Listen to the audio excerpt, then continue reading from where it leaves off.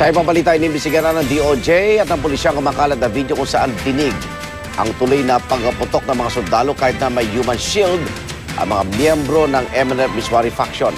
May paliwanag naman dyan ang AFP. Saksi si Ian Cruz. Mabilis na kumalat at patuloy na pinag-uusapan sa internet ang videong ito nakuha sa gitna ng putukan sa Zamboanga City noong isang buwan. Kahit kasi may mga pinaniniwala ang bihag ng MNLF Miswari faction na siyang nakapila sa video at pagwawagayway ng ilan ng puting watawat. Nagpatuloy ang putukan sa pagitan ng mga rebelde at sundalo. Huwag kayong umalis. Kanya-kanyang dapat gapang tuloy ang mga bihag, kabilang ang ilang bata.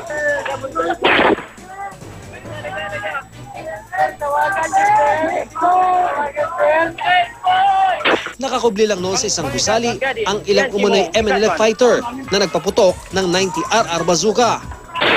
Ang mga hinihinalang bihag nabugahan ng tinatawag na backblast. Ayon sa intelligence report ng AFP, posibleng September 13 daw kuha ang video sa Lustre Street sa tapat ng KJK building sa barangay Santa Catalina. Ang mga putok na naririnig hindi raw ikinasa sa direksyon ng mga bihag. M4 rifle na may optics daw ang ginamit ng mga pinakamahusay nila sundalo, kaya precise ang tira at para matiyak na walang sibilyan na matatay. Itong pag-wave ng flag is to stop AFP operations against them by using the civilians as shield. Alam nila na ang inyong kasundaluan ay hindi puputok laban sa mga civilian. Isa sa mga nasa pila ay miyembro raw ng MNLF ayon sa militar. Hindi pa batid ngayon kung sino ang kumuha ng video at nag-upload nito. Pero ayon sa tagapagsalita ng MNLF, tsak daw siyang hindi nila kuha ang video kahit hindi pa napapanood dahil wala nakakuha sa kanila ng ganito sa gitna ng laban. Hindi rin daw nila ginawang human shield ang mga bihag, lalo ang mga bata.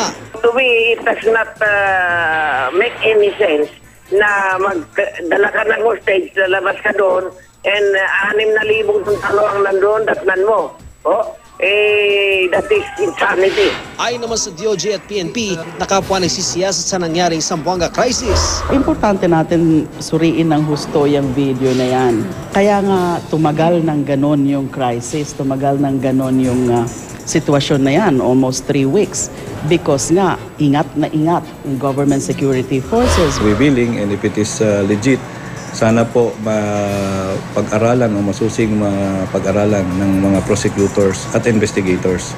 At ang PNP na tumutulong din sa investigasyon ay sana would look into this, and as well as the DOJ, sana makita nila nito.